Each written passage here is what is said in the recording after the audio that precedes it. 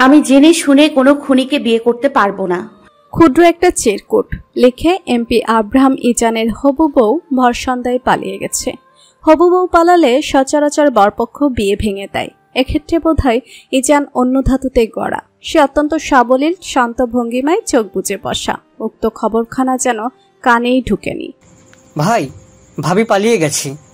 এই নিয়ে দ্বিতীয় দফায় একই কথায় আওড়ালো মনিম। তার কথা কর্ণকুহরে ঠেকতেই চট করে নেত্রযুগল খুলে ইজান নিগুড় দৃষ্টিতে তাকিয়ে কণ্ঠে ঘোর অবিশ্বাস নিয়ে শুধায়, কি বললি? মনিম ভেবাচেকা খায়, কণ্ঠনালী চিড়ে চঞ্চল স্বরে আপনা আপনি বেরোয়। শেষ বাক্য শুনে গা দুলিয়ে হেসে উঠল ইজানের পুরুষালী দেহ। ঘাড় মালিশ করার ক্ষণে শুধালো, বিয়ে করবে না বলেছে? ইজান কণ্ঠে কৌতুক। মনিম মাথা দুলালো। ইজান এবারও শব্দ করে হাসে। অদ্ভুত সে হাসি, মিলিয়েও যায় মিলি সেকেন্ডের মাথায়। তেজি রমরামা আওয়াজটা মনিমের কানে বাড়ি খায়। গাড়ি বের কর। জাফর আদনানের বরফ শীতল পানি ঢালা হচ্ছে। ভদ্রলোকের মস্তিষ্কের স্নায়ুকোষে দাউ দাউ করে জ্বলা অনল তবুও নিচ্ছে না। একসময় তিনি শুয়া থেকে উঠে বসলেন, মাথায় ওপর দুটো আইস কিউব রেখে গলা খাকারে দিলেন। ওই মেয়েকে একবার পেলে ঠ্যাং ভেঙে বুড়িগঙ্গায় ফাঁসাবো, না হলে আমার নামও জাফর না। আফরোজা আটকে উঠলেন। স্বামীর কথা শেষ হতে কাতর কণ্ঠে বলেন, এসব কি বলছো? ও তো তোমার মেয়ের মতো। মেয়ের মতো আফরোজা? মেয়ে নয়। মেয়ে হলে এভাবে আমার মুখে চুনকালি ছুঁড়ে পালিয়ে যেত না। ইজানকে আমি কি জবাব দেব? থামলেন না জাফর, পুনরায় বিলাপ আওড়ালেন। তার উপর চিঠিতে আবার কি সব আলফল লিখে গেছে, আল্লাহ! কথা শেষ হতেই মুঠোফোনটা সশব্দে বেজে উঠল। আফরোজা তড়িৎ ফোন হাতে তুললেন। অমনি চিতার বেগে থাবা দিয়ে সেটা ছিনিয়ে নিলেন জাফর। ব্যগ্র চোখে চেয়ে দেখলেন ইজানের কল। তেরিক্ষি মেজাজটা ধপ করে নিভে গেল। ভীত সন্ত্রস্ত জাফর কাল বিলম্ব না করে রিসিভ করতেই রাশভারী গলা কানে আসে। আসসালামু আলাইকুম আঙ্কেল। ওয়ালাইকুম আসসালাম। রক্তশূন্য দেখালো জাফরের চেহারা। সালামের জবাব বাদে কোনো কিছুই মুখে আসছে না তার। তবুও মিনমিন স্বরে নিজ দোষ ছাড়াতে বিলাপ চড়লেন। বাবা, আমাকে তুমি মাফ করো। ওর কারণে আমি ভীষণ লজ্জিত। ওকে আমি খুঁজে... আপনার খোঁজা লাগবে না uncle, let me handle this matter. Jafar তাই করলেন। ইজান কি করবে তার জানা নেই, তবে এতটুকু নিশ্চিত অনিন্দিতা নামের মেয়েটার এবার নিস্তার নেই। বাস স্ট্যান্ডে দাঁড়িয়ে অনিন্দিতা, এক হাতের মুঠোয় একটা নতুন বাটন ফোন, অন্য হাতে একটা কালো ব্যাগ, সেটার ভেতর 4টা কামিজ, সার্টিফিকেট আর তার জমানো কিছু টাকা। সিলেটের টিকিট কেটে সে চোরা চোখে এদিক ওদিক তাকালো। এরপরই বাসে চড়ল। যাত্রা শুরু হবে ঘন্টাখানেক পর। অনিন্দিতা বেরিয়েছে সন্ধ্যার আগে। কিভাবে যে বন্দিখানা থেকে বেরিয়েছে সে রহস্যের কথা না হয় তোলাই থাক। অনিন্দিতা যেচে পেছনের সিটের টিকিট কেটেছে। সে একদম শেষ সারির জানালার পাশে সিটে বসলো। মাথার ওপরের লাইটটা অফ করে দিল হাত বাড়িয়ে। এরপর ফোনের সিম ভরল। মুখস্থ নাম্বারটা তড়িৎ বেগে ডায়াল করলো। এক ফাঁকে কম্পনরত হাতটার দিকে তাকিয়ে ফিসেল হাসলো। শীতের আগমনী হাওয়া জানলা দিয়ে প্রবেশ করছে, তবুও শরীর বেয়ে অনবরত দরদর করে ঘাম ছুটছে। একটা মিসড কল দিয়ে ফোনটা মুঠোয় চেপে রাখলো। মিনিট খানেকের মাথায় কল ব্যাক এলো। রিসিভ করে কানে লাগাতে সমস্যারে চিৎকার শোনা গেল। অনিন্দিতা ছোট্ট করে জবাব দিল, জি, বাসে উঠেছি মাত্র, ছাড়তে ঘন্টাখানেক লাগবে। সিলেট পৌঁছে একটা সিএনজি ধরে ঠিকানায় চলে যাবি। আমি পরশু নাগাদ চলে আসব। রাতুলের কথার পিঠে অনিন্দিতা কেবল ছোট্ট করে জবাব দেয়, ঠিক আছে। রাতুলের বদলে এবার শোনা যায় এক মেয়েলি স্বর, শোন অনি, ভয় পাস না, রাতে ঘুম না আসলে কল দিবি। সাবধানে যাবি, গিয়ে কল দিবি। টাকা আছে তো ফোনে? চঞ্চল গলার এত উৎকণ্ঠা শুনে কিঞ্চিত হাসলো অনিন্দিতা। চাপা স্বরে বলল, আছে, 60 টাকা ভরেছি একটু আগে, তবে কল দেওয়ার প্রয়োজন পড়বে না, আমার এখনই ঘুম পাচ্ছে। অপর প্রান্তে থাকে শিয়া অর্পা, দুজনের স্বস্তির নিঃশ্বাস ফেলে। অনিন্দিতা কল কেটে দেয়। মুখস্থ আরেক নাম্বারে ডায়াল তুলে কল দিয়ে লম্বা শ্বাস টানে। 2 রিংয়ের মাথায় এবার রিসিভ হয়। অনিন্দিতা হাত দিয়ে মুখ আগলে ক্ষীণ আওয়াজে গড়গড় করে জানায়, অতসী, আমি বাসে উঠেছি, এটা আমার নতুন নাম্বার। সাবধানে যাস আপি, আই উইল মিস ইউ। অতসীর ভেজা গলা শোনা যায় এবার। বুকের ভেতর পাথর চাপা দিয়ে রাখা দুঃখের পাহাড় এবার হুড়হুড় করে গলে অক্ষিকটর ছেড়ে বেরোতে চায় অনিন্দিতার। পরিচিত এই শহর ছেড়ে যেতে তার মন সায় দিচ্ছে না। তবে নিয়তির কাছে কি মনের কথার দাম আছে? নেই। ও ফাঁকা ঢোক গেলে দুরু দুরু বুকে প্রাণহীন কণ্ঠে প্রশ্ন করে, মামু মামি কোথায়? বসার ঘরে। আব্বু তোমায় নিয়েই কথা বলছে। অভিশাপ দিচ্ছে নিশ্চয়ই। অনিন্দিতা শ্লেষাত্মক কণ্ঠে প্রশ্ন করে। অতসী এমন কথার পিঠে চুপ রয়। অনিন্দিতা ঠিকই ধরেছে, জাফরকে সে খুব ভালো করেই চিনে। ও সহসা আতঙ্কিত গলায় বলল, আপনি কল রাখি, আব্বু এদিকে আসছে। অনিন্দিতার প্রত্যুত্তরের অপেক্ষাবিহীনই সংযোগ ছিন্ন হয়। জাফর তখন রুদ্রমূর্তি ধারণ করেছেন। দানবের মতো কদম ফেলে অতসীর রুমে হানা দিয়েছেন। অতসী চট করে কল লিস্ট থেকে আনসেভ করা নাম্বারটা সরাতে চাইল, পারল না। তার আগেই তার স্বাদের ফোনটা ছিনিয়ে নেওয়া হলো। জাফর স্ক্রিনে ভাসা নাম্বারটাই চোখ বুলালেন, হুঙ্কার ছাড়লেন। আফরোজা। আফরোজা ছুটে এলেন, ভীত মেয়ের দিকে চেয়ে রাগান্বিত স্বামীর দিকে তাকালেন। তোমার মেয়েকে জিজ্ঞাসা করো অনিন্দিতা কোথায়, জলদি বলতে বলো। আমি আরো রেগে গেলে কিন্তু খুব খারাপ হবে বলে দিচ্ছি। অতসী আবার হুহুক করে কেঁদে ওঠে। অথচ বিপরীতে দাঁড়িয়ে থাকা তার বাবা বিন্দু পরিমাণও গললেন না। আফরোজা লহুস্বরে প্রশ্ন করলেন, অনিন্দিতা কোথায়? জানি না। অতসীর কন্দনরত মুখও রাগ দমাতে পারল না জাফরের। এগিয়ে এসে হাত উঁচাতেই আফরোজা দ্রুত এসে আগলে নিলেন অতসীকে। জাফর গর্জে ওঠেন। আফরোজার বুকে মুখ লুকিয়েই অতসী ফিসফিস করে বলল, আপিকে যেতে দাও আম্মু, বাঁচতে দাও। রাত 11:24। বাস ছাড়ার কথা কাটায় 11টায়, অথচ 24 মিনিট পেরিয়ে গেছে। ড্রাইভারের আসার নামগন্ধ নেই। অনিন্দিতা চোখ বুজে আসছে ঘুম, তবুও মনে একটা চাপা আতঙ্ক বিরাজমান। 24টা মিনিট নিছকই কম সময় নয় তার জন্য। যত দ্রুত বাস এই শহর ছেড়ে যাবে তত দ্রুত সে মুক্ত হবে। সজ্ঞানে থাকতে সে কখনোই ওই খুনিকে বিয়ে করবে না। অনিন্দিতা জানালার ধারে মাথা রাখে। ভাগ্যবশত পাশে একজন নারী বসেছেন। জানালায় মাথা রাখতেই বাইরে কন্ডাক্টরকে দেখা গেল। অনিন্দিতা জোহরি চোখে তাকিয়ে সরু গলায় ডাকল, ভাইয়া বাস কখন ছাড়বে? কন্ডাক্টর বড়ই অলস বিরক্তি ভঙ্গিতে জবাব দিলেন, দেরি আছে আপা। অনিন্দিতা মাথা ভেতরে ঢোকায়। বাস ভর্তি হয়ে গেছে মানুষে, তবুও বাস না ছাড়ার কারণটা ঠাউর করা যাচ্ছে না। ও চোখ বুঝে মিনিট খানেক গড়াতে কোলাহল শোনা গেল। মেইন রোড, অহরহ গাড়ি চলাচল করে। বিশেষ একটা ভাবাবেগ হলো না তার। ও নিস্তেজের মতো পড়ে রইল। মনিম তার কাচুমাচু মুখ গাড়ির কাচের ওপর সামান্য উঁচিয়ে বলে, এখানে শেষ বাসটা 11টায় সিলেটের উদ্দেশ্যে রওনা দেয়। ভাই আজ এখনো যায়নি। ইজান নিজস্ব কায়দায় এক বুড়ো কপালে তুলে ডোর খুলে বেরিয়ে আসার পূর্বে একটা সাদা মাস্কের আড়ালে মুখ ঢেকে নেয়। নেমে মুনিমের মাথার কালো ক্যাপটা টান দিয়ে মাথায় চড়িয়ে ঠিক বাসের সামনেটায় দাঁড়ায়। কন্ডাক্টর অবাক নেটে তাকায়। মুনিম চোখের ইশারা দিতেই সে বাসের দরজা থেকে সরে দাঁড়ালো। ইজান বিশাল কদমে বাসে ওঠে। উজ্জ্বল আলোর ঝলকানিতে তার চোখ কুচকে আসে সঙ্গে সঙ্গে। ঝাপসা চোখ এদিক সেদিক নাড়িয়ে সে দৃষ্টি স্থাপন করে সোজা। সামনের সারিগুলো পরিষ্কার দেখা যাচ্ছে। নারী পুরুষ দুদিকে বসা। ইজানের বাজ পাখির নজর। ফাঁকি দিয়ে বুঝি এত সোজা? তবে আফসোস, মেয়েটাকে সে দেখলেও চিনতে পারবে না। ও লহুস্বরে মনিমকে ডাকে। মনিম লাফিয়ে বাসে ওঠে। ইজান বাসের দরজা ধরে দাঁড়ায়। নিরাসক্ত উদ্রেকহীন গলায় আদেশ দেয়, খোঁজ। মনিম ধীর কদমে এগোয়। একে একে সব নারীকেই পরখ করে। তার ভীষণ অস্বস্তি হচ্ছে। বেশিরভাগই মধ্যবয়স্কা, তরুণীতে নেই এদের মধ্যে। মনিম মাঝপথেই দাঁড়ায়। পেছনে বসে থাকা যাত্রীদের উদ্দেশ্যে হাঁক ছাড়ে, লাইট অন করেন। এদিকে এত অন্ধকার কেন? অনিন্দিতার পাশে বসা মহিলা হাত বাড়িয়ে লাইট অন করেন। অনিন্দিতার রুহু কেঁপে ওঠে। যে মুসিবত থেকে পালানোর এত পায়তারা, সেই মুসিবত সামনে এসে হাজির। অনিন্দিতার সর্বাঙ্গে কম্পনের তাণ্ডব শুরু হয় এবার। থরথর করে কাঁপে সম্পূর্ণ চিত্ত। অসহনীয় ঝাঁকুনিতে শরীর নিস্তেজ হওয়ার পথে। ও তড়িৎ চোখমুখ খিচে পড়ে রয়। মনিম এগোয়। শেষ দিকটা এসে সন্দেহ জাগে মনে। কোনায় ঘাপটি মেরে বসে থাকা মাস্ক পরিহিত মেয়েটিকে পরিচিত মনে হয়। অমনি মস্তিষ্ক সচল হয় তার। ওর স্মৃতিশক্তি প্রখর। ও দ্রুত ঘাড় বাঁকায়। ইজানের তীক্ষ্ণ দৃষ্টির গতিপথ এদিকে। মনিম মাথা 1 ইঞ্চিও উপর নিচ করতে সেগিয়ে আসে। মনিম পাশের মহিলাটিকে ইশারা দিতেই তিনি ভয়ে সন্তর্পণে উঠে যান। ইজান সেখানটা এসে দাঁড়ালো। মাস্কটা কিঞ্চিত নামিয়ে তির্যক চেয়ে বাঁকাস্বরে প্রশ্ন করে, এই সঙ্গে প্রেমিক আছে তোর? প্রথম সাক্ষাৎ তাদের। অনাকাঙ্ক্ষিতভাবেই হোক, প্রথম সাক্ষাতে কেউ তুইতকারী করে। ইজান করে। ইজানের মেজাজের পারদ তখন সপ্তম আসমানে। অনিন্দিতা বোঝে সময় ফুরিয়ে এসেছে। লম্বা দম টেনে সে নিজেকে শান্ত করে। বেইমানিটা করলো কে কতবে ভেবে পায় না। ও চোখ খুলে। বাদামি নেট্ট যুগলে অগাধ অসহায়ত্ব, তেজের মিশ্রণ। সরাসরি চোখ যায় মানুষটার মুখের দিকে। মাস্ক অর্ধ নামানো। গোপ দেখা যাচ্ছে। খুনের দিকে এতক্ষণ তাকিয়ে থাকাও ঘোর পাপ।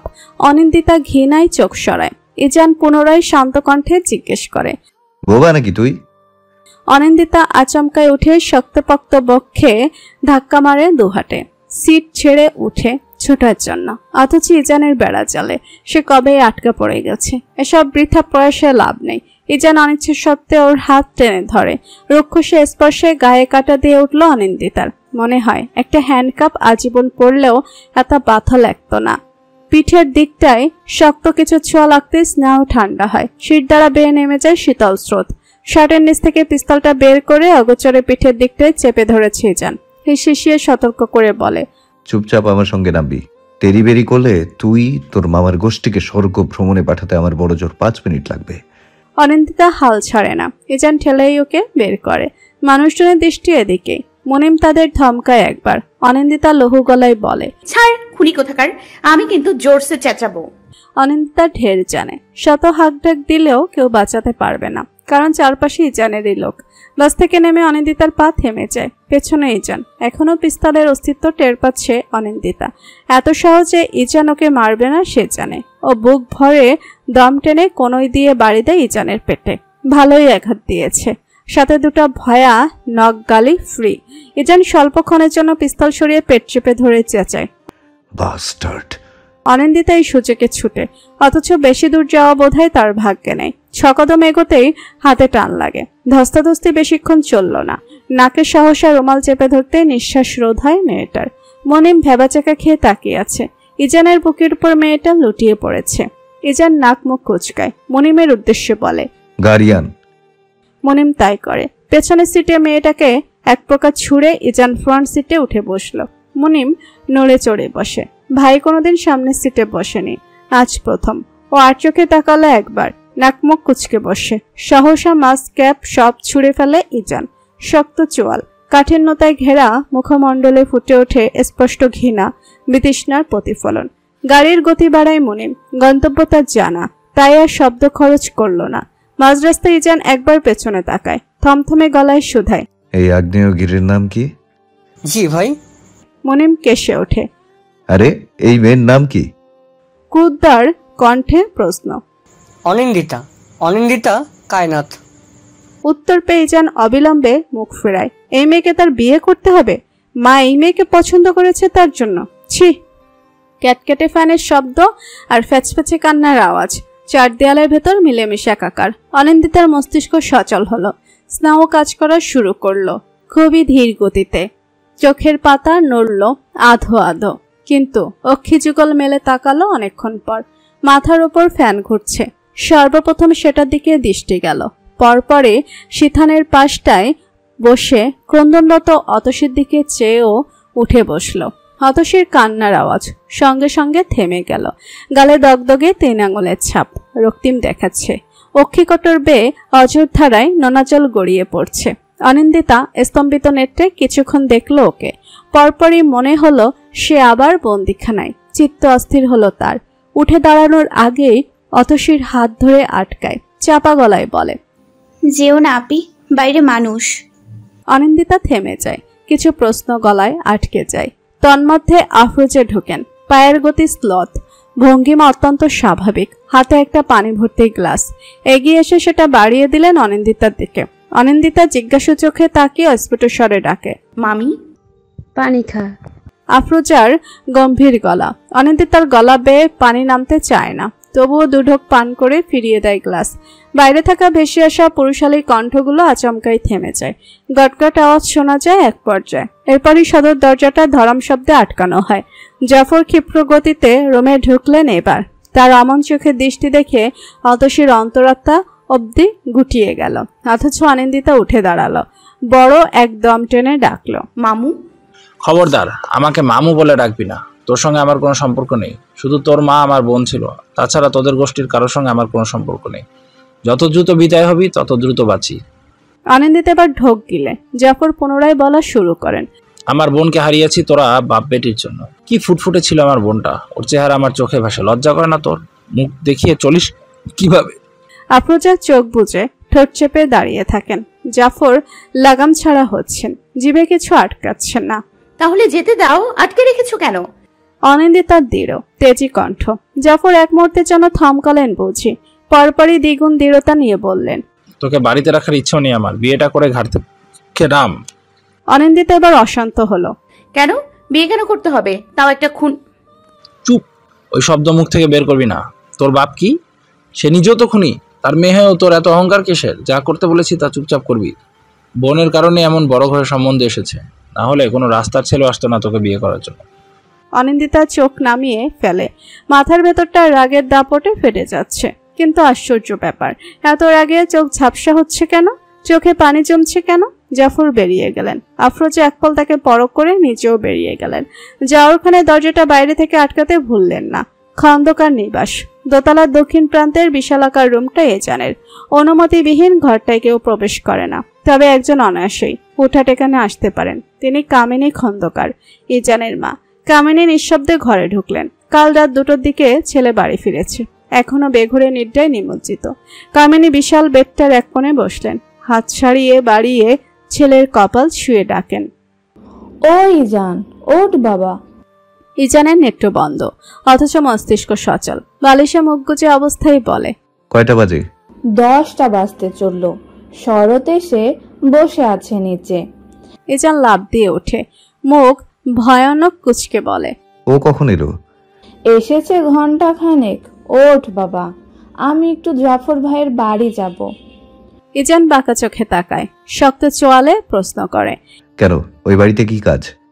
বারে কাজ নেই বলছিস? কিছু কথা আছে, তাই সেরে আসবো। তোমার মনে হচ্ছে না তুমি একটু বেশি তাড়াহুড়ো করছো? না তো, কেন বাপ? অনিন্দিতাকে তোর পছন্দ হয়নি?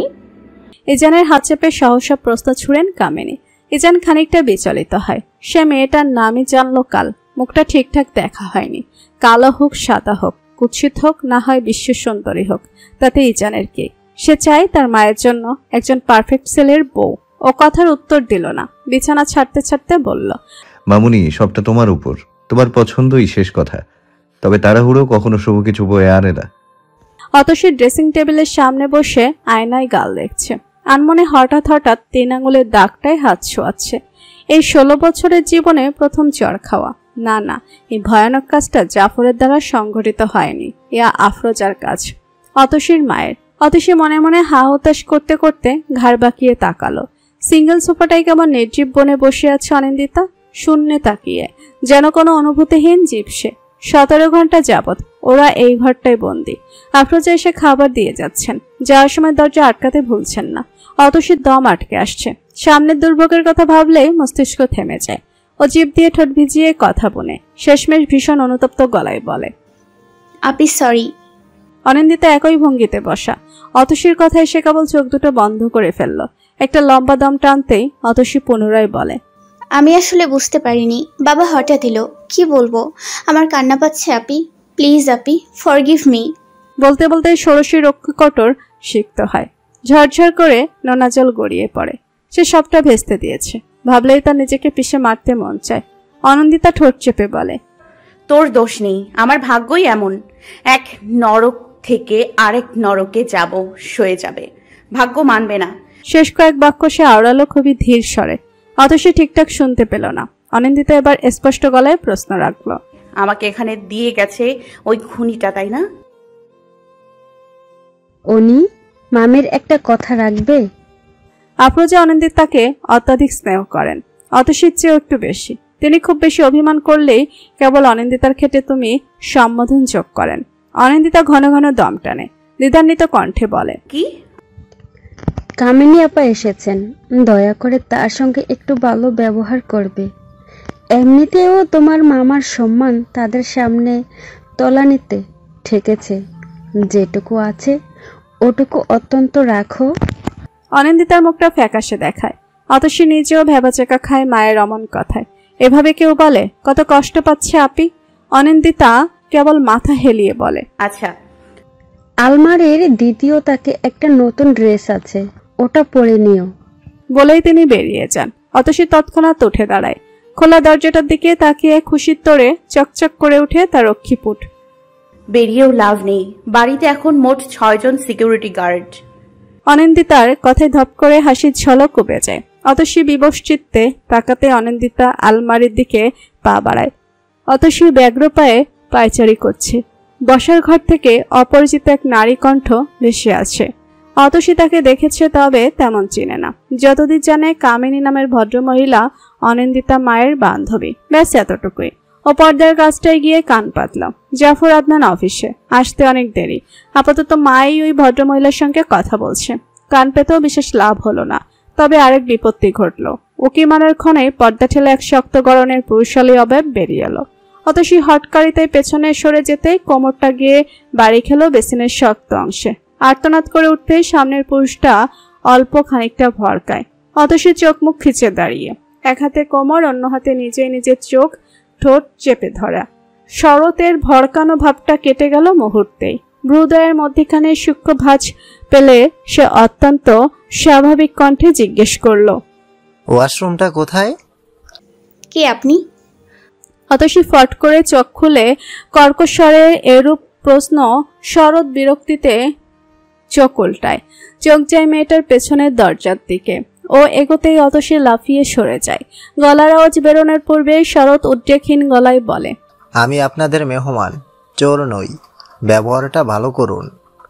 কামিনী চায়ে চমক বসিয়েই বললেন, ভাবি অনিন্দিতা কই? আফরোজা হাসার চেষ্টা করলেন।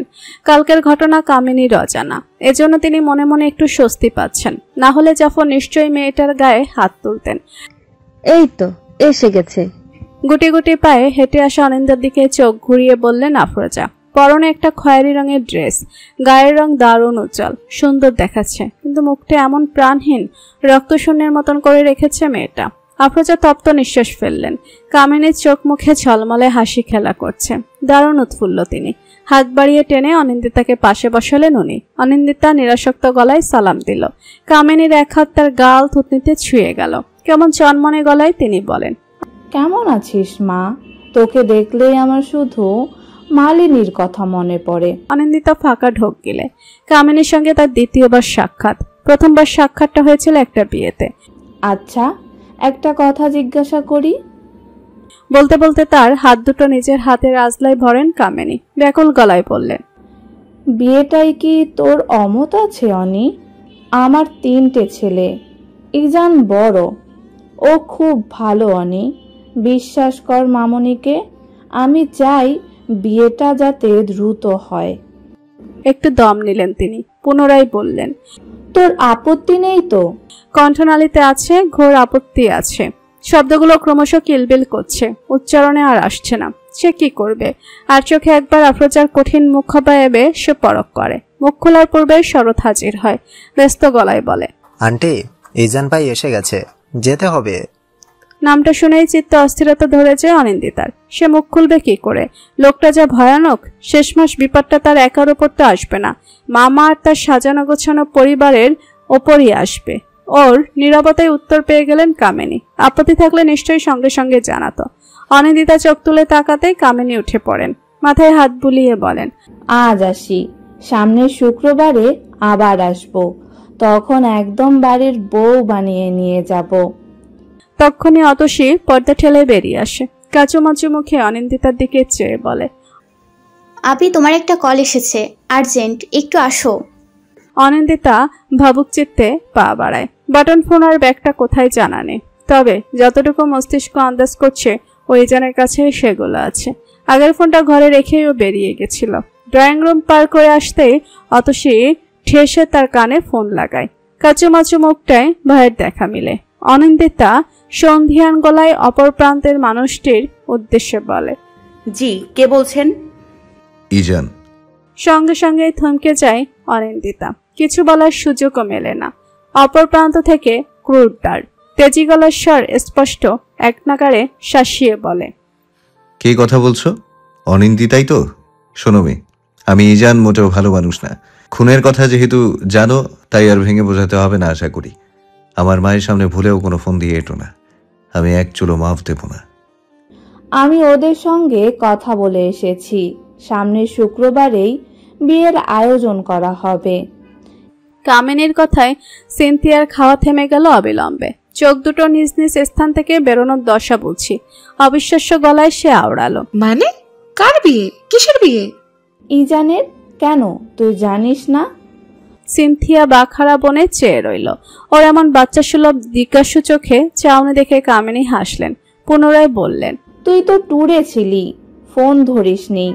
আমার বান্ধবী মালিনীর মেয়ে অনিন্দিতা, তার সঙ্গে বিয়ে। গত মাসে ছবি দেখিয়েছিলাম, মনে নেই? ইজান তো ধুমধাম করে বিয়ে করতে রাজি না কখনোই, তাই এত তাড়াহুড়া। তোরা সব বুধবার নাগাদ যাবি, ওকে দেখে বিয়ের জিনিসপত্র দিয়ে আসবি। মাথাটা ঝিমঝিম করে উঠল সিনথিয়ার। প্রথম কথাই হজম করতে পারছে না। এরপর যে কথা কামিনী হরবার করে বলে গেলেন তা হজম করবে কি করে? ও স্তম্ভিত নেত্রে সবার দিকে একবার চায়, ব্যথিত গলায় বলে, ট্যুরে ছিলাম, বাড়ি ছেড়ে তো যাইনি, মেসেজ দিয়ে রাখতো অন্তত। ও এক পল খাবারের দিকে চেয়ে উঠে যায়। এই খাবার আর তার গলা দিয়ে নামানো অসম্ভব প্রায়। উপস্থিত সকলে দারুণ হতভম্ব হলেন। পরিস্থিতি সামলাতে সুজলা সামান্য হেসে বলেন, রাগ করেছে হয়তো, বড় ভাইয়ের বিয়ে, তাও আবার হুট করে, আগে জানানো হয়নি। তার উপর রাগ হওয়া স্বাভাবিক।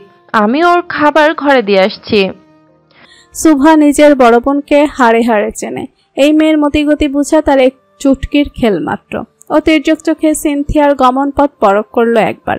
ভাগভঙ্গিতে রাগের আভাস নেই, কিন্তু স্পষ্ট অভিমান নজরে আসছে। ও এবার চোখ ঘুরালো সুজলার দিকে, ক্ষীণ আওয়াজে বলল, তুমি বসো মা, আমি খাবার দিয়ে আসি। সিনথিয়া দুহাতের আজলায় পানি তুলে মুখে ঝাপটা দিল। এরপর আয়নায় নিজের প্রতিবিম্বের দিকে তাকালো। ভেতরের এত বিধ্বস্ততা বাইরেটায় প্রকাশ পাচ্ছে না কেন? ও পুনরায় পানির ঝাপটা দেয়। আতখোলা বাথরুমের দরজাটায় তখনই ঠকঠক আওয়াজ করে কেউ। সিনথিয়া তড়াক করে মোড়ে সুভা এসেছে। বুকের কাছটায় হাত ভাঁজ করে হেলান দিয়ে দাঁড়ানো, চোখে কৌতূহলের লেশ। সিনথিয়া নিজেকে ধাতস্থ করে গম্ভীর কণ্ঠে বলল, রুমে আসার আগে নক করতে হয়, জানিস না? দরজাটা এমন ভাবে খোলা যে কেউ ভাবে খোলা পারমিশন দিয়ে রেখেছি। সে যাকে বড় ভাই বিয়ের খবর শুনে তো চেহারা এমন দেখাচ্ছে কেন? সিনথিয়া ভড়কালো। বাথরুম থেকে বেরোতে বেরোতে বলল, মানে? এই ধর, বেশি দুঃখ কষ্ট পেলে মানুষকে যেমন দেখায় তোকেও ওই রকম দেখাচ্ছে। সিনথিয়া তির্যক চোখে তাকায় সঙ্গে সঙ্গে। সুভা, আমি তোর বড় বোন হই, ফাতরামো অন্য কোথাও করিস। খেতে ভালো লাগছে না তাই উঠে এসেছি, তার জন্য তোর কাছে কৈফিয়ত দিতে হবে এখন? সুভা দুই হাত কিঞ্চিত উপরে তুলে স্যারেন্ডার করার ভঙ্গিমায় শ্লেষাত্মক কণ্ঠে বলে, নো ওয়ে সিনথিয়া খন্দকার, আর কৈফিয়ত পসিবল থিংস। যাকগে, প্লেটে খাবার রাখা আছে, খেয়ে নিস। এলোমেলো রুমটার দিকে এক পল চোখ ঘুরাই যান। চুলে হাত চালাতে চালাতে বিরক্তিতে চসূচক শব্দ বের হয় আপনা আপনি। এত অগোছালো সে কবে হলো? পুরো রুমে কাপড়ের ছড়াছড়ি। হাঁটতে গেলেই পায়ে কিছু না কিছু বাজছে, সেগুলো আবার ঠেলে সরাতে হচ্ছে। ওদিক ওদিক চোখ ঘুরানোর ক্ষণেই এক কোনায় অবহেলায় পড়ে থাকা কালো ব্যাগটার দিকে নজর যায় ওর। মাঝে আকারের একটা ব্যাগ, ভেতরে নিশ্চয়ই কিছু আছে। এটা এখানে কে রাখলো? ও দ্রুত পা বাড়ায়, ব্যাগটা হাতে তুলে চেন খুলতে একটা ছোট্ট বাটন ফোন নজরে আসে। এরপর এক একে ড্রেস, সার্টিফিকেট, ফোনটা চার্জ শেষ। সার্টিফিকেটে একবার চোখ বুলাই যান।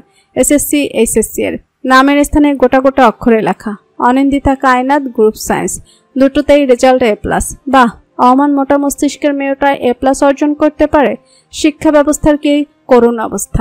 এজানের ঠোঁটের কোণ আপনা আপনি বেঁকে যায়। ও জিনিসপত্রগুলো ব্যাগের উপর ছুঁড়ে বেরিয়ে আসে রুম থেকে। ডাইনিং রুমে তখন সবার খাওয়া অর্ধেক শেষ। এজান সিঁড়ি বেয়ে নামার সময় সুভা দৌড়ে এলো। একই সঙ্গে তাল মিলিয়ে নামতে নামতে বলল, বড় ভাইয়া খেতে যাচ্ছ? তুই খাসনি? যাচ্ছি, সিনথিয়া আপুকে খাবার দিতে এসেছি তো, তাই দেরি হয়ে গেছে। ওর ট্যুর শেষ? কি যে বলবো, আর খেতে বসে উঠে গেল। কেন? এজানের ভ্রুদয় কুচকে আসে। সুভা দুঃখী গলায় বলে, কি জানি, তুমি একবার বলে দেখবে। আসলে আসতে পারে, কি নিয়ে যে রাগ করেছে কেউ বুঝতে পারছে না। এজান দম নেই, বিরক্তি নিয়ে বলে, আচ্ছা তুই যা, আমি আসছি। এজান পা ঘোরায়। চাচাতে এই দুই বোনকে সে ভালোই স্নেহ করে। সিঁড়ি বেয়ে ওঠার পর প্রথম রুমটা সিনথিয়ার, পরপর একে একে সুভা, ইয়ামিন, ইমাদের। ইয়ামিন, ইমাদ দুজনে ইজানের জমজ ছোট ভাই। ওরা হোস্টেলে থাকে বলে রুম দুটো খালিই পড়ে থাকে। রুমের দরজাটা রাগের তোপে আটকাতেই নিচ্ছিল সিনথিয়া, তার পূর্বে একটা হাত এসে আটকে দিল। সিনথিয়া সুভা ভেবে তেড়ে মেড়ে কিছু বলতেই যাচ্ছিল, কি ইজানের বিরক্তি ভরা চাউনি দেখেই নিভে এলো। অল্প হাসার চেষ্টা চালিয়ে বলল, ইজান ভাই, এখানে কি? নিচে খাবার খেতে আয়। খিদে নেই। খিদে নেই তো খাবার দিয়ে গেছে কেন? ইজানের দৃষ্টি যায় সোজা পেছনে, বেডসাইড টেবিলের ওপর রাখা প্লেট ভর্তি খাবারের ওপর। ওর এমন বাঁকা কথায় ভরকালো না সিনথিয়া। জোর করে দিয়ে গেছে। দিয়ে দে, খাবার ইচ্ছে নেই তো খাস না, খাবার নষ্ট করবি না। এবার বিচলিত হলো সিনথিয়া, পা ঘুরিয়ে দ্রুত প্লেটটা নিয়ে এলো, ইজানের হাতে ধরিয়ে থমথমে গলায় বলল, বেশ, নিয়ে যাও। ইজান প্লেট হাতে নিয়ে দুকদম পেছালো, নির্লিপ্ত দৃষ্টি দেওয়ার সীমানায় আর সিনথিয়াকে প্রবেশ করালো না। এক পা বাড়ানোর আগে সিনথিয়া অশান্ত কণ্ঠে প্রশ্ন করে, ইজান ভাই, তুমি নাকি বিয়ে করছো? বাড়ানো পাটার সঙ্গে সঙ্গেই গুটিয়ে এলো, ঘাড় বাঁকিয়ে তাকালো, এবার এক ভুরু কপালে তুলে বলল, হ্যাঁ তো? না কিছু না, এমনি আমার বিশ্বাসই হচ্ছে না কেন জানি। হাসার চেষ্টাটা এখনো চলমান, অথচ সে দারুণ কাঁচা ক্ষেত্রে। এজান এমন কৃত্রিম হাসি চেনে, ধরেও ফেলল। তাই আশ্চর্য হওয়ার ভঙ্গিমায় চোখ বড় বড় করে বলল, বিশ্বাস না হওয়ার কি আছে? আমি কি আজীবন এমন আনম্যারিড থাকবো নাকি? দ্রুত দুপাশে মাথা নাড়ায় সিনথিয়া, মিথ্যে হাসিটাও মিয়ে যায়, নিশ্চল গলায় কেবল বলে, না না, তা কেন হবে? বিয়ে করো, বিয়ে করে সুখী হও। সুখী? বিড়বিড় করলো ইজান, না জানে কোন চিজকে বাড়ি আনা হচ্ছে। তাকে চাপকে সিধা না করলে খন্দকারদের কপালে ঘোর দুঃখ আছে। তার ঢের আভাস পাচ্ছে ইজানের চতুর মস্তিষ্ক। ইজানের 3 হাত থাকলে সে তার 3 হাতের নাম দিত মনিম, শরৎ আর হিমেল। এই 3 ব্যক্তি সর্বদা ইজানের সঙ্গে সঙ্গে থাকে। আলাদা বডিগার্ড তো কেবল শো অফের জন্য। এরা 3 জন থাকলে ইজানের কিচ্ছু লাগে না। 3 জনই ভাই বলতে অজ্ঞান, বাড়িতেও অগাধ আসা যাওয়া, পরিবারের মতো। 3 জনের মধ্যে মনিম একটু বোকা গোছের। সে মাঝে মধ্যে কিছু কাজকর্ম নিজের বুদ্ধি ঢুকিয়ে সবটাই গোলমালে ভেস্তে দেয়। এই যেমন অগোছালো রুমটা নিজেই পরিষ্কার করতে যাচ্ছিল ইজান, শেষমেশ কালো ব্যাগটা দেখে অকারণে মাথায় রাগ চাপলো। মনিম এত নির্বোধ কেন? এটা এখানে রাখার জিনিস? যত সব নির্বোধ মানুষজন। ও ব্যাগটা ছুঁড়ে ফেললো বারান্দার দিকে, অতসী ভয়ে ভয়ে রুম থেকে বেরোলো। পেটে খিদের চোটে ইঁদুরের 14 গোষ্ঠী ছুটোছুটি করছে, তাদের দমাতে হবে। জাফর অফিস থেকে ফিরেছেন, রাতের খাবারটা আগে সবাই একসাথে বসে খেত, এখন কি হবে জানা নেই। অতসী ফাঁকা ঢোক গেলে পা বাড়ায়, ডাইনিং স্পেসে আসতেই তাজ্জব বনে যায়। একটা চেয়ারে অনিন্দিতা বসে আছে, খুবই নির্বিকার চিত্তে এক ধ্যানে খাবার খেয়ে যাচ্ছে। সামনের চেয়ারে জাফর বসা, কিন্তু তাতেও তার ভাবান্তর নেই। অতসী ছুটে গিয়ে অনিন্দিতার পাশের চেয়ারে বসলো, প্লেটে খাবার তুলে খাওয়া শুরু করলো তড়িঘড়ি করে। আস্তে শব্দ করে খাচ্ছিস কেন? জাফর ধমকে ওঠেন। ধমকের তালে অতসীর জীর্ণ নরম সরম দেহখানা দুলে কেঁপে উঠল যেন। মন খারাপ করে আর চোখে তাকায় অনিন্দিতার দিকে। এই মেয়ে কি রোবট বনে গেল? খাওয়া দাওয়া শেষ করে যে যার রুমে চলে গেল। অনিন্দিতা কেবল দাঁড়িয়ে রইল দরজার পাশটার। আফরোজা তখন লাইট নিভিয়ে ঘুমাতে যাবেন। অনিন্দিতা তাকে পেয়েই হাত চেপে ধরল, কাতর গলায় বলল, মামি একটা কল করব, শুধু একটা। কাকে? অর্পাকে। ওরা টেনশন করছে মামি, শুধু জানাবো আমি বাসায় আছি, ব্যাস। বলা বাহুল্য, অনিন্দিতার আগের ফোনটাও খানিকাকে জব্দ করা হয়েছে। অতসীরটা সেদিন জাফর রাগের বসে ভেঙেও ফেলেছেন। আফরোজা দ্বিধায় পড়লেন যেন। অনিন্দিতার মুখের দিকে চেয়েও না করতে পারলেন না। এবার পালানোরও সুযোগ নেই, বাইরে 6 জন গার্ড তো আছে। বাসার মেইন দরজায় আবার সিসিটিভি লাগিয়েছেন জাফর। অফিস থেকে সর্বক্ষণ নজরদারি চালান। অনিন্দিতা আফরোজাকে টেনে রুমে নিয়ে এলো, পুনরায় ব্যাকুল গলায় বলল, মামি প্লিজ, আর কিচ্ছু চাইবো না। আফরোজা নীরবে সম্মতি দিয়ে ফোন নিয়ে এলেন। বন্ধুদের নাম্বারগুলো মুখস্থই ছিল। অনিন্দিতা দ্রুত ডায়াল করলো অর্পার নাম্বারে। একদম শেষ সময়ে রিসিভ হলো। অর্পা ঘাবড়ে গেছে। অনিন্দিতার মামির নাম্বার। অনিন্দিতার হদিস নেই। মামি নিশ্চয়ই তাদের জেরা করবেন। ও ভীতবনে ফোন কানে ঠেকাতে ওপাশ থেকে চিকন রিনরিনে গলা ভেসে আসে, অর্পা, আমি অনিন্দিতা বলছি। অর্পা এবার দ্বিগুণ ভরকালো। শেষ রক্ষেও বুঝি হলো না মেয়েটার। তত তুই বাড়িতে? অনিন্দিতার অক্ষিকট সিক্ত হলো। টেনশন করিস না, আমি বাড়িতে আছি। কিভাবে ধরা পড়লি উনি? পর কান্না পেয়ে গেল। ওর এমন ভেজা গলা শুনে কিঞ্চিত হাসলো অনিন্দিতা, বলল, ভাগ্য ভাগ্য ধরিয়ে দিয়েছে। যাই হোক, রাতুল আর শিয়াকে জানাস আমি বাড়িতে, চিন্তা না করতে। সামনের শুক্রবারে বিয়ে, আসিস পারলে। অর্পার পিলে চমকে উঠল। মারাত্মক চমকিত কণ্ঠে সে প্রশ্ন করল, তুই বিয়ে করছিস শেষমেশ? করব, রাখি। সংযোগ বিচ্ছিন্ন হয় পরপরই। ফোনটা আফরোজার হাতে ফিরিয়ে দেয় অনিন্দিতা, মুখে হাসির রেখা। নিজেকে যথাসাধ্য স্বাভাবিক দেখাতে চাইলো, কথা বলতে গিয়ে কণ্ঠনালী কাঁপলো খানিকটা। চিন্তা করো না মামি, এবার আর তোদের ঘাড়ে বসে ঝামেলা পাকাবো না। যা করব তার পরিণতির দায়ভার একাই নিব। আফরোজার হতবিহব্বল দৃষ্টির দিকে গিয়ে পিচল হাসে অনিন্দিতা। ঘুরে দাঁড়িয়ে দাঁত পিষে আওড়ায়। ভুল বলেছি, একা দায়ভার নিব না। ওই আব্রাহাম যেন সমান দায়ভার নিতে হবে। অর্পা হাজির হলো পরের দিনই, সঙ্গে রাতুল, শিয়া। শুক্রবারের অপেক্ষা করলে 4-5 বার হার্ট অ্যাটাক ফ্যাটাকও চলে আসতো। অর্পা ব্যস্ত হাতে কলিং বেল চাপলো। দরজা খুললো অতসী। মেকি হেসে বলল, আরে অর্পা আপি, তুমি? একে একে ওরা 3জনই ঢুকলো ভেতরে। আফরোজা আওয়াজ পেয়ে হন্তদন্ত পায়ে বেরিয়ে এলেন। তীক্ষ্ণ চোখে ওদের পরখ করে বললেন, তোমরা বসো, অনিকে আমি ডাকছি। তিনি ভেতরে গিয়ে অনিন্দিতাকে পাঠালেন। সে এলো হেলে তুলে। 3 প্রাণপ্রিয় বন্ধুদের দেখে কেবল হালকা চমকানোর ভাব ধরে বলল, তোরা এই সময়ে? শিয়া সোফায় বসে মোস্টানো শুরু করলো। রাতুলকে ইশারা দিয়ে বলল, এই মেয়ের ব্যবহার এত আজব মার্কা লাগছে কেন রে রাতুল? 2-1 খা খেয়েছে নাকি? উত্তর এলো বটে, তবে রাতুলের বদলে অতসী জবাবে মাথা দুপাশে নাড়িয়ে বলল, না না, আপির গায়ে হাত তোলেনি কেউ। সে পরশু থেকে এমন আজব ব্যবহার করছে। দ্বিতীয় বাক্য বলার ক্ষণে নিজের গালের উপর আপনা আপনি হাত ছুটে গেল অতসীর। মনে পড়ল সেই দৃশ্য, যখন অনিন্দিতার খোঁজ বলার জন্য আফরোজা গালে একটা বসিয়েছিলেন।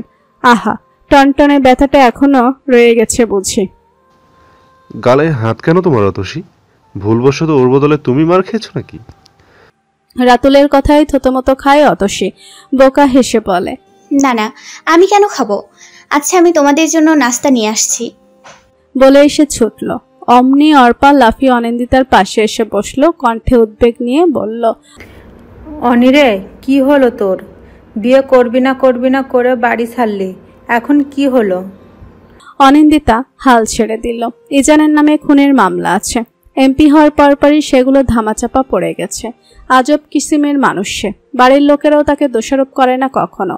অনিন্দিতা এমন মানুষকে জীবনসঙ্গী রূপে চায়নি কোনো কালে। তবুও সব ঝামেলা কেন তার ঘাড়েই কেন আসে সে বুঝে উঠতে পারে না। 2 দিন যাবৎ নিজের মনকে বুঝিয়েছে ভাগ্য মেনে নিতে, তারপরেও মন মানছে না। অনিন্দিতার সিক্ত নজরে ঘাবড়ালো না অর্পা। 4 জনের গ্রুপটাই সেই বেশি ম্যাচিউরড পারসন। অনিন্দিতার পিঠে হাত বুলিয়ে দিতে দিতে বলল, কান্না চেপে রাখতে নেই অনি, কান্না পেলে কাঁদতে হয়। আমরা তোর মামুর সঙ্গে কথা বলে কিচ্ছুটি হবে না অর্পা। এই বাড়ি থেকে বেরোনোর পর আমার ঠিকানা হবে ওই আব্রাহাম ইজায়ের বাড়ি, আর কোথাও না। মামু সব সময় বলে বাবা আর আমি মায়ের মৃত্যুর জন্য দায়ী। আচ্ছা বলতো, কেউ কিভাবে তার জন্মদাত্রী মাকে মারে? পিনপতন নীরবতা। কেবল অনিন্দিতার ফোফানো আর নাকটানা শোনা গেল। রাতুল থমথমে চেহারায় এক পর্যায়ে বলল, আমাদের সঙ্গে চল, তুই এই বাড়িতে থাকা লাগবে না, বিয়েও করা লাগবে না। রাতুল, ফালতু বকিস না। বাইরে 6 জন গার্ড, আমাদের তুলে প্রাচীরের ওপর লটকে দিলেও আমরা কিচ্ছু করতে পারবো না। বলে আবার অনিন্দার দিকে তাকালো শিয়া। ঠোঁট চেপে বলল, বিয়েটা না হয় করলি, এরপর কি করবি? সংসার? অনিন্দিতা দাঁতে দাঁত চেপে নাক টানা থেমে যায়।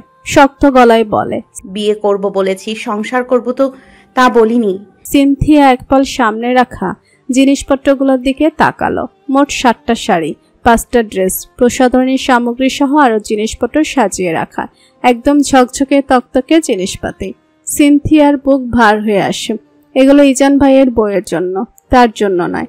ইজান অদ্ভুত এক মানুষ। সে রাজনীতির জটিল সমীকরণ বুঝে, অথচ মন বুঝে না। সুভা সবকিছু একবার নেড়ে চেড়ে দেখলো। পাশে থম মেরে বসে থাকা সিনথিয়াকে একটু ঠেস দিয়ে বলল, আপু দেখ তো, কিছু বাদ গেল নাকি?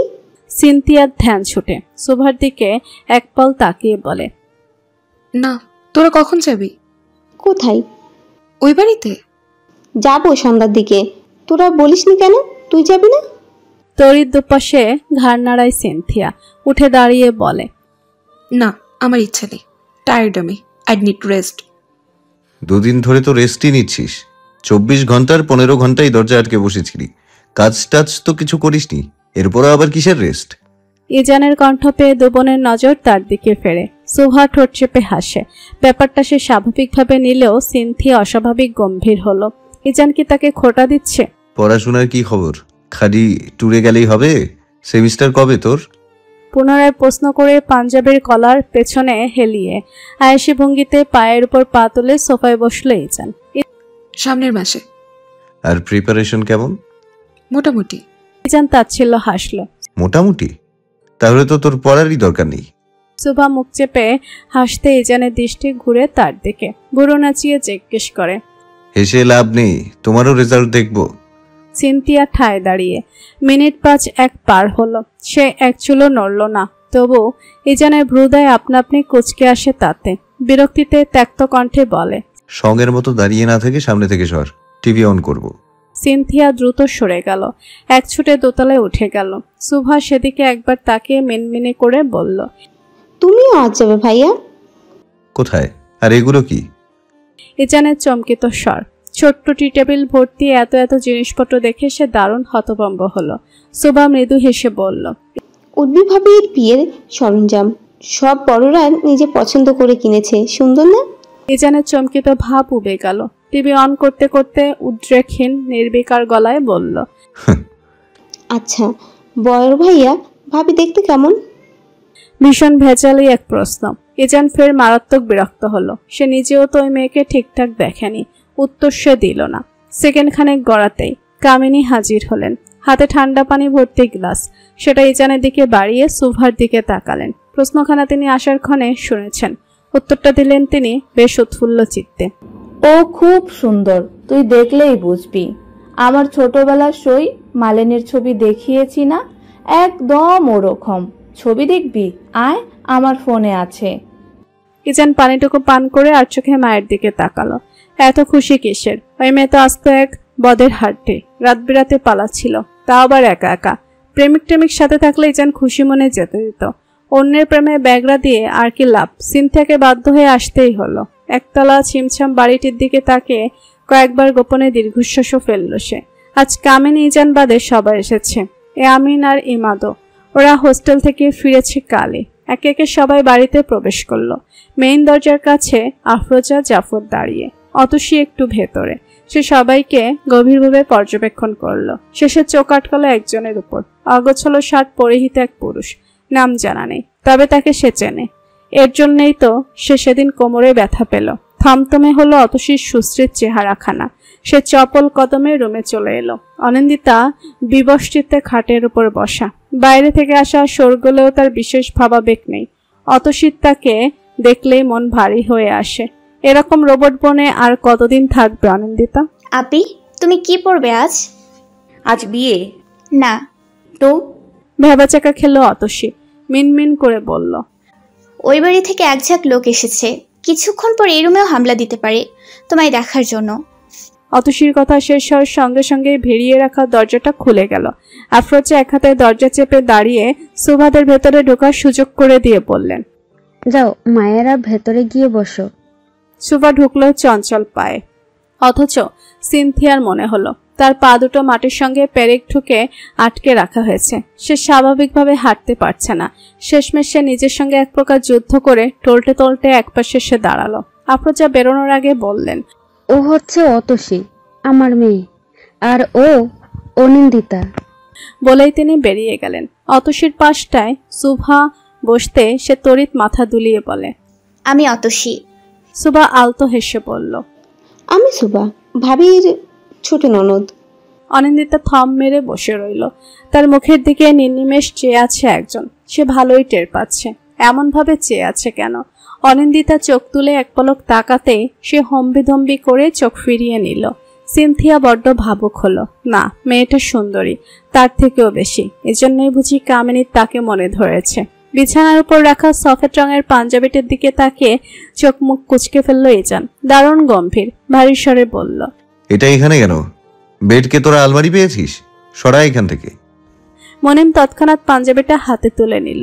বলল, ভাই দেখুন তো এটা আপনার ঠিকঠাক মতো হয় কি না। আন্টি কিনেছেন, আপনার তো সাইজ হয়, লম্বা হয় না। এখন তোদের সামনে আমি ট্রায়াল মেরে দেখবো? যা তো, ভালো লাগছে না এত রং ঢং। হিমেল মাথা নাড়িয়ে বলল, আপনার লজ্জা লাগলে আমরা বাইরে যাচ্ছি ভাই, তাও একবার পরে দেখুন, সাইজে না হলে মনিম গিয়ে চেঞ্জ করে আনবে। আমি যাব মানে? আমি একটু পর বাসায় যাব, তুই গিয়ে চেঞ্জ করে আনবি। আজ পুরো দিনে একটা কাজও করস নাই তুই। মুমিনের কথার টোন শেষের দিকে পাল্টে গেল। হিমেলকে কড়া স্বরে কথাগুলো বলে সে ক্ষান্ত হলো। হিমেল বিপরীতে চুপ রইল। পাঞ্জাবিটা কেড়ে নিয়ে বিছানার উপর রেখে বলল, পারুন ভাই, আমরা আসছি। বলেই সে মনিমকে বগল দাবা করে নিয়ে বাইরে গেল। শরৎ উল্টো ঘুরতে ইজান হাঁক ছাড়ল। তুই দাঁড়া, কথা আছে। শরৎ ঘাড় পাকাতেই ইজান ফের বলল, দরজাটা আটকে আয় আগে, ওই দুই গর্ধব বাইরে থাকুক। শরৎ মাথা হেলিয়ে সম্মতি দিল। দরজাটা আটকে এলো। সবে রুম থেকে বেরোনো হিমেল মুনিম দুজনেই হতভম্ব হলো তা দেখে। মুনিম কিঞ্চিত নাক ছিটকে বলল, ভাই আমাদের সামনে লজ্জা পায়, কিন্তু শরৎ ভাইয়ের সামনে না। আজ ওই মেয়ে কোনো কাণ্ড ঘটায়নি তো? ইজানের প্রশ্নে দুপাশে মাথা নাড়ে শরৎ। না ভাই, চুপচাপই ছিল, একবার উকি মেরে দেখেছি। কি সাংঘাতিক, মেয়েদের রুমে উকি দিস তুই? ইজান ততক্ষণে গায়ের টি শার্ট খুলে নতুন পাঞ্জাবিটা শক্তপোক্ত শরীরে জড়িয়েছে। তার এমন শ্লেষাত্মক কণ্ঠের প্রশ্নে অল্প ভড়কালো শরৎ। পরক্ষণে আবার মাথা চুলকে হেসে বলল, একা না, ইয়ামিন আর ইমাদ ভাবিকে দেখতে চাইছিল, তাই ওদের নিয়ে একটু উকিঝুঁকি দিয়েছি। ধরা পড়িসনি তো? না ভাই। যাক ভালো। ভাই একটা কথা বলবো? ইজান বাঁকা চোখে তাকালো। বল। আপনি সত্যিই বিয়েটা করবেন? মানে ভাবির সঙ্গে তো আপনার কিছুই যায় না, বয়সেও অনেক ছোট। একটু দমলো শরৎ। কণ্ঠনালীতে কিলবিল করা বাক্যটা শেষমেশ আমতা আমতা স্বরে বলেই ফেলল। তার উপর আপনারা একজন আরেকজনকে ঠিকঠাক চেনেন না, পছন্দও করেন না। ইজান ঘুরে দাঁড়ালো এবার। অত্যন্ত স্বাভাবিক ভঙ্গিতে বলল, প্রথমে মামুনির জন্য না করিনি, কিন্তু মেয়ে এমন তেরা জানতে ভুলেও মত দিতাম না। তবে আরেকটা মুখ্য বিষয় কি জানিস? মেয়েটা জানে আব্রাহাম ইজান খুনি। এই কথাটা আমার সামনে আজ পর্যন্ত তোরা কেউ উচ্চারণ করেছিস? না, মামুনি বা আমার ভাইয়েরা করেছে, ভুলেও কখনো করেনি। কিন্তু প্রথম দেখায় মেয়েটা আমায় খুনি ডেকেছে। এত সাহস মেয়েটার, বলতে পারিস এজন্যই বিয়ের ব্যাপারটা আগাচ্ছে। নাকের নটটা ঠিকঠাক পরানো শেষ করে শিয়া দম ছাড়ল। বিছানার উপর হাত পা ছড়িয়ে শুয়ে থাকা রাতুলের উদ্দেশ্যে বলল, এই রাতুল, ওর তো অর্পাকে ফোন দে, ওর আসতে এতক্ষণ লাগে? ফোনে টাকা নেই, এমনি এসে যাবে একটু পর। তুই এত খুশি কেন সিয়া? বিয়েটা ওর বদলে তুই করে নে তাহলে। শিয়া ভয়ানক রেগে গেল। তড়িৎ এগিয়ে এসে রাতুলের চুল টেনে ধরল। বেচারা আহ করার সময় অবধি পেল না। শিয়া অন্য হাতে তার মুখও চেপে ধরল। তোর কি আমার খুশি সহ্য হয় না? বান্ধবীর বিয়েতে এখন বসে কাঁদবো? রাতুল নিজেকে ছাড়াতে লাফিয়ে উঠল। চুলের গোড়ায় আঙুল চালিয়ে চোখ রাঙালো। জঙ্গলি কোথাকার, হাত সামলে রাখবি, না হলে দিব ধরে একটা। দে দে, দিয়ে দেখ একটার জন্য কয়টা ফেরত পাস। তুই চুপ করবি? কানের ভেতরে ব্যথা করছে আমার। অনিন্দিতার চাপা স্বর। শিয়া থেমে গেল। রাতুল থমথমে মুখে এগিয়ে গেল। ড্রেসিং টেবিলের কাজটাই হেলান দিয়ে দাঁড়িয়ে নিগুড় চোখে পরখ করল অনিন্দিতাকে। ফর্সা বদনে একটা হালকা গোলাপি রঙের শাড়ি, মাথার মাঝখানে সিঁথি তুলে চিকন সরু এক টিকলি আটকানো, গলায় হার, হাত ভর্তি চড়ে, নাকে নথ, কানে বিশাল দুটো দুল। কান ছিঁড়ে যাচ্ছে না এর। মুখ বিকৃত হলো রাতুলের। শিয়ার দিকে চেয়ে বলল, কানে কি পরিয়েছিস? এত বড় দুল, কান ছিঁড়ে যাবে না? খুলে অন্য কিছু পরা। তুই এসবে কি বুঝিস? বেহুদা বকিস না, ওকে এটাতেই সুন্দর লাগছে। রাতুল দাঁতে দাঁত চেপে চোখ সরালো। অনিন্দিতার উদ্দেশ্যে আচমকা অদ্ভুত এক প্রস্তাব ছুড়ল। গেটের সিকিউরিটি ব্যস্ত, এমপির জন্য এমনিতেও করা সিকিউরিটি দেয়া। সামনের গেটে সব, পেছনের দিকে কেউ নেই আপাতত। শিয়ার চোখ বড় বড় হলো। অবিশ্বাস্য গলায় বলল, তুই এসব জানিস কি করে? আর এগুলো বলেও বা লাভ কি? শিয়ার কথার উত্তর দিল না রাতুল। সে চনমনে চিত্তে চেয়ে অনিন্দিতার দিকে, সম্মতির আশায়। কিন্তু মিনিট খানেক গড়ালেও অনিন্দিতা প্রত্যুত্তর অবধি দিল না। রাতুল ফের বলল, বাসের টিকিটও আছে, 8টার বাস, এখন 7:22। বাস স্ট্যান্ডে পৌঁছতেই বাস ছাড়বে। ছেলেটে আমার মামাকেও বলা আছে। তুই রাতুল থাম, অবাস্তব জিনিস এগুলো। আগের বার তো সাহস করে বাড়ি ছাড়লাম ওই লোকের থেকে বাঁচতে, কিন্তু ভবিষ্যৎ নিয়ে ভাবিনি। সিলেটে আমি কয়দিনই বা তোর মামার ওপর ভেজাল বনে থাকতাম। এইচএসসি পাশে তো নাইট গার্ডও হতে পারতাম না। রাতুল মৌন রইল। এবার শিয়া ঘাড় নাড়ালো। ঠিক ঠিক, আর ভেজাল করে লাভ নেই। এবার কিছু হলে ওই এমপি ওর মামুকে ধরবে আগে, তারপর আমাদের। রাতুল কোনো শব্দ খরচ না করে ধূপধাপ পা ফেলে বেরিয়ে গেল রুম থেকে। অনিন্দিতা উঠে এলো, দরজা ভিড়িয়ে খাটে পা দুলিয়ে বসলো, ঠোঁট গোল করে বলল, পালানোর আইডিয়াটা কিন্তু মন্দ না। কেমন হয় ওই বাড়ি থেকে পালালে? শিয়া চোখ বড় বড় হলো। দারুণ চমকিত স্বরে সে বলল, কি? ইম্পসিবল। কাঁধ উঁচিয়ে অনিন্দিতা বলল, এভরিথিং ইজ পসিবল। অর্পা দ্রুত পা চালিয়ে গেট পেরোলো। দারোয়ান চাচা কাচুমাচু মুখে তাকে দেখে হাসলেন। অর্পাও বিপরীতে একটু হাসল। ভদ্রলোক অনিন্দিতার 3 বন্ধু বান্ধবীকে চিনেন। এর মাঝে মধ্যে আসে। 2 কদম এগোতেই হাঁটার গতি স্লোথ হয়ে আসে অর্পার। একতলা বিশিষ্ট বাড়িটির চারপাশে বিশাল জায়গা, সামনের দিকটাই বাগানের মতো, মাঝ দিয়ে হেঁটে যাওয়ার রাস্তা, ইট দিয়ে সুন্দর ডিজাইন করা নিচে। অর্পার পা একসময় সেই রাস্তায় থেমেই গেল। ঠোঁট চেপে ভাবলো কি করবে। সে এত লেট করেছে যে বরযাত্রীর সঙ্গে ঢুকতে হচ্ছে। বড় জোর 4 হাত, এরপরই মানুষের ঝাঁক। দাঁড়িয়ে দাঁড়িয়ে আঙুল উঁচিয়ে একবার শুনল অর্পা, 1 2 3, পুরো 15 জন। এরপর আবার দূতের মতো কয়েকটা লোক, বডিগার্ডই হবে। গেটেও 2 জন। অর্পা অল্প অল্প ঘাবড়ালো তাদের চাহনি দেখে। আপনি কি মানুষ গুনছিলেন? কণ্ঠে কৌতুকের লেশ, দারুণ সুন্দর কণ্ঠ। অর্পা তড়াক করে মরল। আধপাতা দূরে দণ্ডায়নরত এক হাস্যমুখী ছেলেকে দেখে সে লাফিয়ে পেছালো। ইটের সরু রাস্তার ধার সেখানে শেষ। পা মুচড়ে পড়ার আগেই কবজি ধরে আটকালো সে। অর্পা ভীষণ অসহায় চোখে তাকালো। ব্যালেন্স রাখতে তাকেও ধরতে হলো একজন পুরোদস্তুর অপরিচিত ছেলের হাত। সম্বিত ফিরতেই সে নিজেকে ছাড়িয়ে নিল, ছাড়িয়ে আবার হাতখানাও ছাড়লো। তাতেই বিস্ময়ে ফেটে পড়ল ইয়ামিন। ভুরুকুচকে জিজ্ঞেস করলো, হাত ছাড়ছেন কেন? আমি কি নোংরা হাতে আপনাকে ধরেছি নাকি? অর্পা অপ্রস্তুত হলো বেশ, কোনো মতে বলল, জি না, এমনিই ছাড়ছি। ইয়ামিন প্রত্যুত্তর দেওয়ার প্রয়োজন বোধ করল না। যাওয়ার পূর্বে একবার মেয়েটিকে আপাদমস্তক পরখ করে নিল। লম্বায় বড়জোর 5 ফিট 1 হবে। ইয়ামিনের গলা অবধি। বয়সও বা কত হবে? 16-17, বেশি হলেও ওইটুকুই। গায়ে একটা কালো রঙের সাদামাটা কামিজ। ইয়ামিন আর দেখল না। চোখ ফিরিয়ে সে ভেতরের দিকে হাঁটা ধরল। মাঝপথে আবার ঘাড় বাঁকিয়ে চেয়ে দেখল মেয়েটিও তার পিছু পিছু আসছে। শরৎ থমথমে চোখ মুখে জিজ্ঞেস করল, কি সমস্যা আপনার? অত সে নির্বিকার চিত্তে বলল, কোনো সমস্যা নেই। আচ্ছা, ওয়াশরুম কি বাসা থেকে সেরে আসতে পারেন না? মেহমান বাড়ি এলেই কি চাপ পায় নাকি? শরৎ বিস্ফোরিত ক্ষেত্রে তাকালো। বলছে কি এই মেয়ে? আচ্ছা, ঠোঁট কাটা বেহায়া মেয়ে তো। শরৎ তর্জনী তাক করে বলল, চাপ পেলেও কি তোমাকে কৈফিয়ত দিতে হবে? পুচকি মেয়ে, সরো সামনে থেকে। অত সে বড় বড় চোখে তাকালো। খানিকটা উঁচু গলায় বলল, এই তুমি বলছো কেন? আমি তোমার চেনা কেউ? শরৎ বিরক্ত হলো। তুমি নিজেই তো বলছো এখন। বেয়াদব মেয়ে, ওয়াশরুমে গিয়ে বসে থাকো পারলে, যত সব মাথা মোটা পাবলিক। বলেই সে ঘুরে দাঁড়ালো। পাঞ্জাবির হাতায় ময়লা লেগেছিল তার, আগে খেয়ালই করেনি। সেটুকু অংশে একটু পানিতে সে ওয়াশরুমের দিকে এসেছিল। এই মেয়ে আগে থেকে দাঁড়িয়েছিল, যেন ওয়াশরুম পাহারা দিচ্ছে। বিড়বিড় করে কি যেন আওড়ালো শরৎ। তা চেয়ে চেয়ে দেখে ক্রোধে ফুঁসে উঠল অতসী। এই বেটা যতবার বাসায় এসেছে ততবার তার ওয়াশরুমের দিকে আসতেই হবে। ইজান ভুরু কিঞ্চিত উপরে তুলে বড্ড আগ্রহ নিয়ে চেয়ে দেখলো চারপাশ। ভালো সাজানো হয়েছে, তবে বাইরে থেকে দেখে বোঝার জো নেই ঘরের এই সাজসজ্জা। না, জাফর কথা রেখেছেন। প্রসন্ন হাসলো ইজান। বিয়ের ব্যাপারটা ফ্যামিলি অবধি সীমাবদ্ধ থাকবে।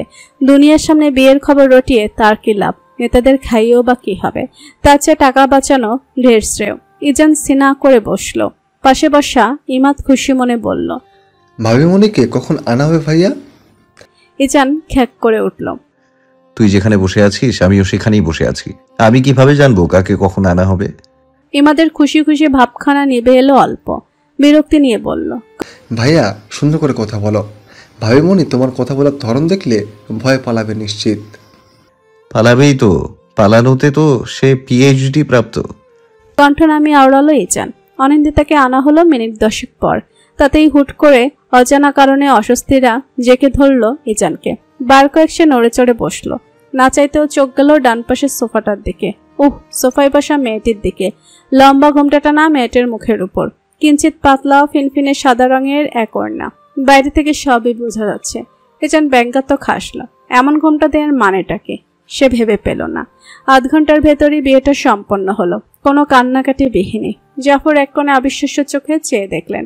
মেয়েটাকে যখন কবুল বলতে বলা হলো, সে প্রলম্বিত একশ্বাস ফেলে জড়তা ছাড়াই কবুল বলে ফেলল। জাফর প্রথম 1 মিনিট বিশ্বাসই করতে পারলেন না। ইজান কবুল বলল অত্যধিক শীতল স্বাভাবিক ভঙ্গিতে, কোনো বিশেষ ভাবান্তর নেই।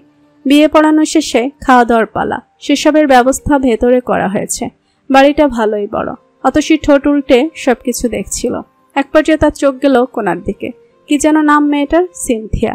বহু কষ্টে মস্তিষ্কে ধরা দিল নামটা। অতসী ভ্রু কপালে তুলে দেখল মেয়েটা অশ্রুসিক্ত চোখে তাকিয়ে আছে। অতসী সবাইকে ডিঙিয়ে তার পাশে গিয়ে দাঁড়ালো। কৌতূহল দমাতে না পেরে জিজ্ঞেস করল, এ কি আপু, বরকনে কেউই কাঁদলো না, আপনি কাঁদছেন কেন? সিনথিয়া চোখ বুজে ফেলল। অক্ষিকোটর হতে এক ফোঁটা জল গড়িয়ে পড়তে সে অতসীর অলক্ষ্যে তা আঙুল দিয়ে মুছে ফেলল। ভারী কণ্ঠে বলল, কিছু না অতসী, চোখে ময়লা পড়েছে হয়তো। কান্নার আওয়াজ পেয়ে ঘাড় ঘুরালো ইয়ামিন। সঙ্গে সঙ্গে এই নজরে বন্দী হলো একটু আগে দেখা হওয়া মেয়েটার ক্রন্দনরত মুখশ্রী।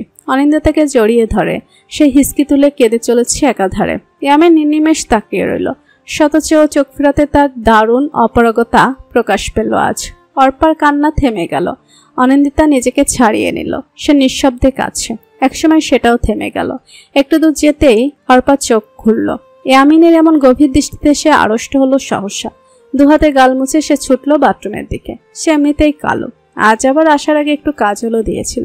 নিশ্চয়ই সেটা লেপটে বিশ্রী দেখাচ্ছে, না হলে ছেলেটা এমন অদ্ভুতভাবে তাকিয়েছিল কেন?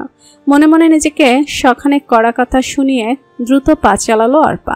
গেট পেরোনোর আগে অনিন্দিতা ঘাড় বাঁকালো আচানক। সবার পথ চলা থেমে গেল তাতে। অনিন্দিতা তাতে ভ্রুক্ষেপ নেই। সে কেবল ঠোঁটের কোণে হাসি ঝুলিয়ে বলল, চলে যাচ্ছি মামু। জাফরের দৃষ্টি এদিকে নেই। অন্যদিকে চেয়ে চেয়ে তিনি একটু এগিয়ে এলেন। শক্ত হাতটা আপনা আপনি উঠে এলো বুঝি। আলগাভাবে মাথায় হাত বুলিয়ে শব্দহীন পায়ে সরে গেলেন তিনি। অনিন্দিতা হাঁটা ধরল পুনরায়। গেট পড়াতেই বেশ কয়েকটা গাড়ি দেখা গেল। গুনে আর সময় খোয়ালো না অনিন্দিতা।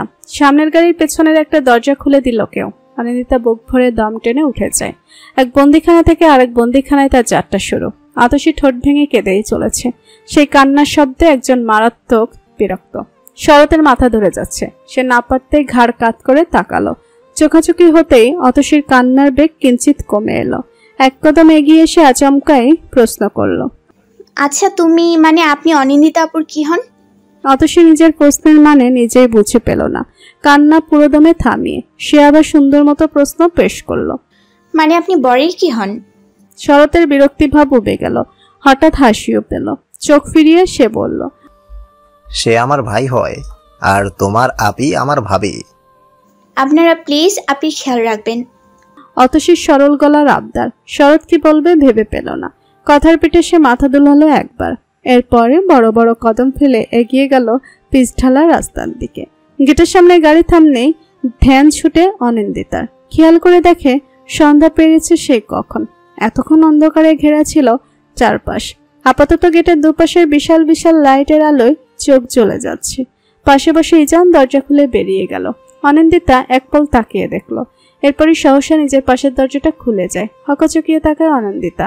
ইয়ামিন দাঁড়িয়ে হাস্য মুখে। এক পাশে সরে সে বলল, নামো ভাবিমণি, এসে পড়েছি। অনিন্দিতা আস্তে ধীরে নামলো। নামার ক্ষণে একবার ইয়ামিনকে পরখ করে নিল। চেহারায় সারল্যতা, কোনো কঠোর ভাব নেই। অত্যন্ত মিশুক সে। না হলে দুদিনের সাক্ষাতেই কেউ এত আদুরে গলায় ভাবিমণি বলে ডাকে? অনিন্দিতা দুকদম এগোলো বোধহয়। এরপরই পাশে লম্বাটি দেহের ইজানের অস্তিত্ব টের পেল। চোখ তুলে আর তাকানোর প্রয়োজন বোধ করল না। রসয় দৃষ্টি তখন বাড়ির দিকটায়। বাড়িটা একদম মাঝখানে। হেঁটে যেতে হবে কম হলেও 15 কদম। অনিন্দিতার শরীর টলছে। তারপর ওড়না শাড়ি এলোমেলো। ভাইয়া, ভাবি বোধহয় টায়ার্ড, কোলে তুলে নাও, দারুণ হবে। সুভার উৎফুল্ল স্বর। কঠিন এক ধমক দিতে গিয়েও দমে গেল ইজান। আর চোখে দেখল ইয়ামিন ইমাদ হই হই করে সম্মতি দিচ্ছে।